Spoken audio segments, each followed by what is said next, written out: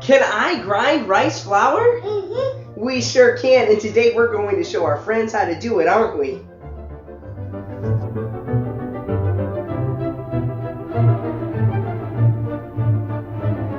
Hi friends, welcome to our kitchen. We're so glad you could join us today. Today I have who? Who's helping me?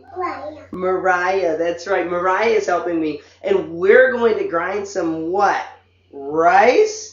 That's right, it's right there. And we're going to make some rice flour. It's real easy. Yep. It is. All we use, you want to help put it in? Okay. There we go. We take about 2 cups of rice, put it in our dry Vitamix container, and we put it on. We turn the power on, we turn the variable to 10, and we turn it on high. We blend it for 60 seconds, and then it's done. So let's turn it on, and then we'll show them when it's done, huh?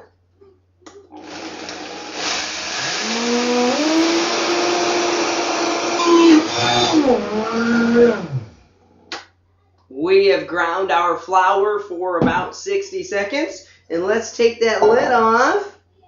And we're going to pour it in this container right here. You want to help? There we go. Whoa, that's kind of tall, huh? There we go. Sometimes there are a little bit of clumps in there just from the heat that builds up. We'll take our whisk and just whisk it through. Let it sit. You want to whisk it? Go ahead. We'll whisk it and then we'll let it sit out while it cools down. And it's that simple to make rice flour. What kind of flour would you be interested in making?